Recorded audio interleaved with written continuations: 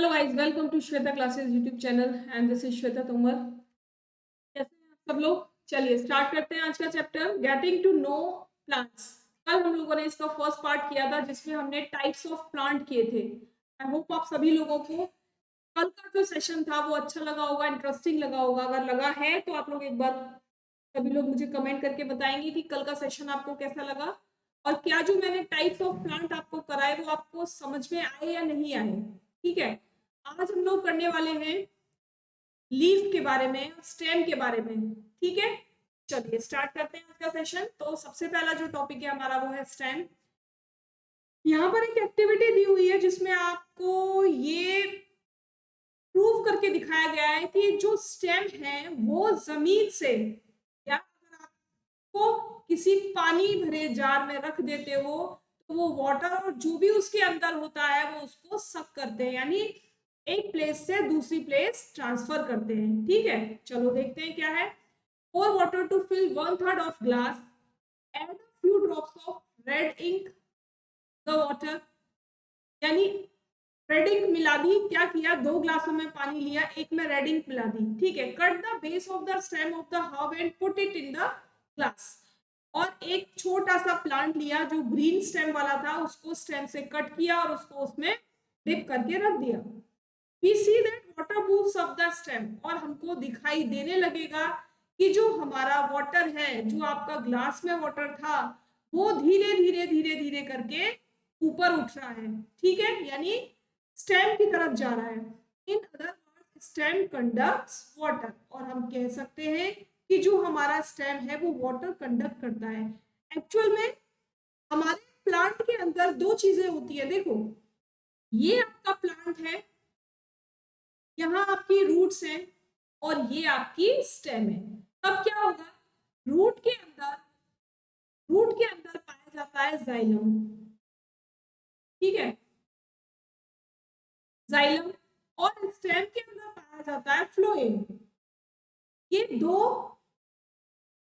Tissues root के अंदर और स्टेम के अंदर मिलते हैं। अब जब ये जाइलम रूट के अंदर होता है तो इसका ये वर्क होता है कि जितने भी सारा वाटर है, मिनरल्स है, प्रोटीन है, वो सब क्या करे, सॉइल से सक कर ले, सॉइल से अपने अंदर खींच ले। किसका काम होता है, ये जाइलम का काम होता है। ठीक है, और कहाँ पहुंचा दे, यहां से सक किया, ये सक किया यहाँ से, और यहाँ स्टेम को ट्रांसफर कर दिया। ठीक है, केवल इतना काम होता है जाइलम का कि जो भी वाटर है, मिनरल है, प्रोटीन है, नाइट्रोजन है, जो भी कुछ उसको लेना है सॉइल से, वो सब कुछ सॉइल से लेगा और फ्लोएम को ट्रांसफर कर देगा, यानी स्टेम में ट्रांसफर कर देगा। अब फ्लोएम की स्पेलिंग होती है PH LOEM। ठीक है, अब फ्लोएम का क्या काम होता है, फ्लोएम का काम होता है कि जो सब कुछ मिनरल, वाटर, जो भी मटेरियल उसको जाइलम ने दिया है, उसको वो प्लांट के अदर अदर पार्ट्स में पहुंचाए और प्लांट्स की लीफ तक पहुंचा दे, ताकि लीफ, हम लीफ को क्या बोलते हैं, लीफ को क्या बोलते हैं, हम लीफ को हम बोलते हैं किचन, किचन ऑफ प्लांट। क्या बोलते हैं हम लीफ को, किचन ऑफ प्लांट। यानी जो प्लांट का फूड बनता है वो किस में बनता है, वो लीफ में बनता है। और फूड बनाकर लीफ प्लांट के सारे पार्ट में उसको सेंड कर देती है। ठीक है, just like the red ink, यहाँ देखो, just like the red ink, minerals dissolved in water also move up in the stem along with water. जिस तरीके से आपके इस वाटर में रेड इंक हमने मिक्स कर दी और वो ऊपर तक कंडक्ट हो रही है, यानी स्टेम उसको कंडक्ट कर रहा है ऊपर तक, उसी तरीके से जितने भी वाटर में मिनरल्स होते हैं, जितने भी मिनरल्स डिसॉल्व होते हैं वाटर में, स्टेम क्या करता है, उस सारे मिनरल्स को सक कर लेता है। किसके बाद, जाइलम के बाद। यानी जाइलम तो सॉइल से करेगा, जाइलम सॉइल और वाटर से करेगा, और उसके बाद वो फ्लोएम को भेज देगा। लेकिन कभी अगर ऐसी कंडीशन आ जाए कि आपने रूट निकाल दिया और उसको स्टेम को वाटर में डिप कर दिया या स्टेम को आपने लगा दिया, तो कभी कभी आपने देखा होगा कुछ प्लांट ऐसे होते हैं जिनकी स्टेम में से ऑटोमेटिकली बाद में रूट बन जाती है। जैसे एक प्लांट में आपको बताऊं, रोज प्लांट, रोज प्लांट की आप स्टेम लगाओगे तो जब तक उसमें रूट नहीं है ना, तब तक मिनरल्स को सक करने का काम कौन करेगा, तब तक सॉइल से मिनरल को सक करने का काम स्टेम करेगा। ठीक है, तो स्टेम क्या करता है, जितने भी मिनरल्स होते हैं, जितने भी वाटर है, वो सब सक कर लेता है और आगे की तरफ सेंड कर देता है। छोटी छोटी कैपिलरीज होती है, जाइलम के अंदर, फ्लोएम के अंदर इस तरीके से छोटी छोटी बारीक बारीक कैपिलरीज होती है और इनमें होके वाटर ऐसे ऊपर, मिनरल्स ऐसे ऊपर चलते रहते हैं। ठीक है, समझ में आ गई इतनी बात?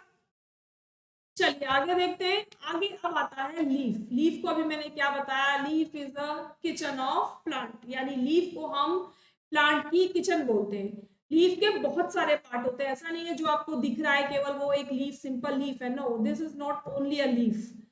The part of leaf by which is attached to the stem is called petiole, यानी जिस हिस्से से ये स्टेम से लगी हुई होती है उस हिस्से को क्या कहते हैं, उस हिस्से को कहते हैं पेटियोल। क्लियर, याद रखोगे? फिर से बोलो, जिस हिस्से से ये स्टेम से ज्वाइन होती है, स्टेम से अटैच्ड होती है, उसको कहते हैं पेटियोल। ठीक है, और पेटियोल और स्टेम के बीच में एक वर्ड जैसा स्ट्रक्चर आपको दिखाई देता है ना, इसको हम कहते हैं एक्साइल। क्या कहते हैं इसको? इसको हम कहते हैं एक्साइल। समझ में आया? Petiole, axil. ठीक है, नेक्स्ट देखो, the broad green part of leaf is called lamina, यानी जितना भी ये पार्ट आपको दिखाई दे रहा है, चौड़ा चौड़ा सा ये जितना पार्ट आपको दिखाई दे रहा है, इसको हम क्या कहते हैं? इसको हम कहते हैं लैमिना। ऐसे लिख देते हैं, लैमिना। ठीक है, vein is called the midrib. अब यहाँ पर ये जो आपको बीच में जाती दिखाई दे रही है ना, ये आपकी मिड रिब है, और मिड रिब से निकलती हुई ये छोटी छोटी वीन्स हैं, इस तक वीन्स निकल रही हैं। मिड रिब क्या है? ये जो सेंटर से लाइन जा रही है, this is called midrib, and other lines are called veins. ठीक है, the design by veins in a leaf is called a leaf venation, यानी जो डिजाइन वीन्स बनाती है लीफ के अंदर, कैसे बना सकती है, किस तरीके की बना सकते हैं? एक तो इस तरीके की बना सकते हैं, ये ऐसे देखा होगा आपने ग्रास में, गन्ने के पेड़ में, या जो भी आप धान के खेत में आपने देखा होगा, इस तरीके का एक जैसा आपको सामने दिखाई दे रहा है तरीके से, है ना। और कैसा बना सकती है? और ऐसा बनाती हैं, इस तरीके से लाइन निकली हुई होंगी इसमें से बहुत सारी। तो जैसा भी बीन स्ट्रक्चर बनाती है उसको हम कहते हैं लीफ वेनिशन। क्या कहते हैं उसको? लीफ वेनिशन कहते हैं। एक होती है लीफ हमारे हाथ के जैसी, ऐसे होती है ना, क्या होगा? इस तरीके से लीव्स बनेंगी और ये पार्ट्स में डिवाइड हो जाएंगी। तो ये सब क्या है? ये सब लीफ वेनिशन है। ठीक है, if the design is net like on both side of midrib, the venation is reticulate, यानी ये वाला, ये वाला, ये वाला और ये वाला जो वेनिशन है, इसको हम कहते हैं रेटिकुलेट वेनिशन। समझ में आ रहा है कि लीफ में दो तरीके के वेनिशन होते हैं। वेनिशन किससे बनते हैं? जो वीन स्ट्रक्चर बनाती है लीफ के अंदर, that is called venation. And venation are of two type, one is reticulate and one is parallel venation. ठीक है, अभी हमारा कुछ वो रह गया यहाँ पर पॉइंट। यहाँ देखो, ये जो ब्लेड, ये जो कॉर्नर है, यानी जो लीफ का बिल्कुल कॉर्नर वाला पार्ट है, इसको हम कहते हैं ब्लेड, और जहां पर आपको पॉइंट दिखाई दे रहा है, इसको हम कहते हैं टिप। ठीक है, समझ में आ रहा है? चलिए आगे। अब देखो, leaves of grass you might have seen the veins that are parallel to one another। ये जो मैंने आपको दिखाया, इसको बोलते हैं हम पैरेलल वेनिशन। क्यों? क्योंकि यहाँ पर ये जो वीन्स है वो एक दूसरे के पैरेलल है, एक दूसरे के साथ साथ चल रही है, स्ट्रेट स्ट्रेट। तो समझ में आया लीफ वेनिशन? अभी आगे देखो, बिल्कुल पिक्चर देखोगे तो समझ में आ जाएगा। यहाँ देखो leaf venation, the arrangement of veins and veinlets on the lamina of a leaf is called venation. There are two types of venation, reticulate and parallel venation। ये क्या है? ये रेटिकुलेट वेनिशन है। अब ये देखो, ये स्ट्रेट स्ट्रेट लाइन है। अच्छा, आपने देखा होगा बनाना ट्री में, है ना, और किसमें देखा होगा? ग्रास में, और किसमें देखा होगा आपने? शुगर केन में, और किसमें देखा होगा आपने? राइस में, व्हीट में, है ना, व्हीट प्लांट, राइस प्लांट और व्हीट प्लांट में। इन सब में आपने मोस्टली देखा होगा कि जो वेनिशन है वो इसी तरीके के मिलता है। अगर नहीं देखा है तो एक बार आज जरूर देखेंगे। आपके आसपास बहुत सारी घास लगी हुई होगी और घर के आसपास कहीं ना कहीं बनाना प्लांट, बनाना ट्री आपको जरूर मिलेगा। तो वहां जाकर आप लीफ का वेरिएशन चेक करोगे और आपके घर के आसपास या आपके घर में अगर कोई प्लांट लग रहा है तो उसमें आप लीफ का वेरिएशन चेक करोगे, है ना। तो दो ही तरीके के वेरिएशन मिलेंगे। अब याद रखना कि there are two types of leaf variation, one is parallel and other is reticulate variation. इसके अलावा किसी और टाइप का वेरिएशन नहीं होता। ठीक है, चलो आगे देखो। जल्दी से फटाफट लाइक शेयर और सब्सक्राइब कर लो। क्लास की टाइमिंग आपको सभी को मालूम है, 1:30 PM पर आपको क्लास एक अपलोड होती है डेली, है ना, यानी रिकॉर्डेड क्लास होती है। लेकिन जो आपका सिलेबस है वो स्टार्टिंग से कराया जा रहा है, कंप्लीट कराया जा रहा है। तो आप लोग बिल्कुल एक भी क्लास को ब्रेक नहीं करोगे, जब आपको टाइम मिलेगा तब आप देख सकते हो। क्लास 5, 6, 7 और 8 का मैंने मैथ्स भी कंप्लीट कराया है। अगर आप लोग आज फर्स्ट टाइम देख रहे हो वीडियो तो प्लेलिस्ट पे जाकर एक बार चेक करना, आपको क्लास वाइज पूरा सिलेबस मिलेगा, वो भी एनसीईआरटी का। ठीक है, और जो हम साइंस अब करा रहे हैं ये भी बिल्कुल बिल्कुल एनसीईआरटी बेस्ड है। एक्स्ट्रा फैक्ट्स में अपनी तरफ से डालती हूँ इसमें, क्यों? क्योंकि जहां मुझे ऐसा लगता है कि हाँ आप लोगों को इतना और पता होना चाहिए तो वहां पर एक्स्ट्रा फैक्ट्स भी आपको दिए जाते हैं। ठीक है, चलो आगे देखो। अब आता है आपका विल्टिंग। क्या है wilting? Wilting is the drawing out, withering and dropping of leaves of a plant due to insufficient water supply, excessive transpiration or some vascular disease। यानी विल्टिंग का जो बिल्कुल हिंदी में अगर हम मतलब समझे कि तो ये होता है कि पत्तों का पेड़ों से झड़ना। ठीक है, पत्तों का पेड़ों से झड़ना, यही होता है विल्टिंग। अब वो किस किस तरीके से हो सकता है? या तो इनसफिशिएंट वाटर सप्लाई यानी पानी की कमी हो, या एक्सेसिव ट्रांसपिरेशन हो, या कोई वॉस्कुलर डिजीज अगर प्लांट को हो गई है तो भी आपकी विल्टिंग होती रहेगी, यानी पत्ते पेड़ों से गिरते रहेंगे। भाई एक तो मौसम आता है कि पत्ते गिरते ही गिरते हैं, लेकिन कभी कभी बिना बात के पत्ते गिरते रहते। तो वो क्यों गिरते हैं? वो वाटर सप्लाई अगर प्रॉपर नहीं है, आपने पौधों को पानी नहीं दिया, पौधे मुरझा गए, पीले पड़ गए, तो ऑब्वियस सी बात है कि अगर हमको वाटर चाहिए तो प्लांट्स को भी तो वाटर चाहिए ही चाहिए ना। ठीक है, water comes out of leaves in the form of vapor by a parallel called transpiration। और वाटर लीव से कैसे बाहर निकलता है? वाटर लीव से बाहर निकलता है ट्रांसपिरेशन के थ्रू, यानी पानी का पत्तियों के थ्रू हवा में उड़ जाना। जब तेज धूप निकलेगी तो जितनी तेज धूप निकलेगी उतना ज्यादा पेड़ों का पानी सूख जाएगा। ठीक है, उतना ज्यादा पेड़ों का पानी सूख जाएगा। और पत्तियों से ही क्यों? पत्तियों से इसलिए क्योंकि पत्तियों में कुछ होल्स मिलते हैं, बहुत टाइनी होल्स मिलते हैं जिनको हम कहते हैं स्टोमेटा। ठीक है, जिनको हम कहते हैं स्टोमेटा, जो कुछ इस शेप के होते हैं, इस तरीके से। ठीक है, जितनी धूप तेज पड़ेगी उतने ये ओपन हो जाएगा, ये पोर्शन आपका ओपन हो जाएगा। और जितना बड़ा ये पोर्शन ओपन होगा वाटर का ट्रांसपिरेशन उतना ही ज्यादा होगा। ठीक है, तो समझ में आ गया कि लीव से ही वाटर का ट्रांसपिरेशन क्यों होता है। जिन प्लांट्स में लीव्स नहीं होती वहां पर वाटर ट्रांसपिरेशन बहुत लेस होता है, बहुत लेस होता है। क्यों? क्योंकि लीव्स नहीं है। स्टोमेटा तो पूरे प्लांट में होते हैं, लेकिन लीव्स में सबसे ज्यादा होते हैं और सबसे ज्यादा ओपन भी होते हैं। ठीक है, तो समझ में आ रही है ना मेरी बात बहुत अच्छे से? आगे देखो।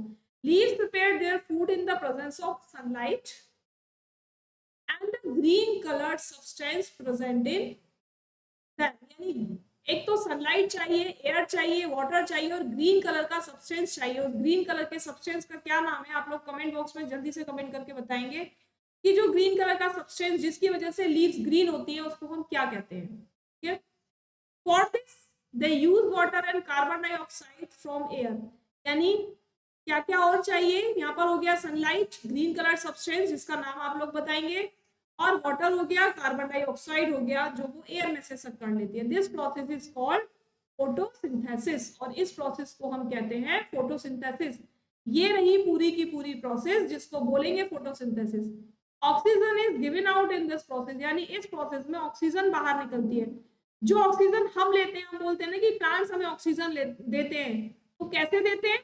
क्योंकि वो फोटोसिंथेसिस करते हैं। फोटोसिंथेसिस करते टाइम उनको कार्बन डाइऑक्साइड को यूज करना होता है और ऑक्सीजन को छोड़ना होता है। तो इसीलिए हमको एटमॉस्फेयर में ऑक्सीजन सबसे ज्यादा प्लांट से मिलती है।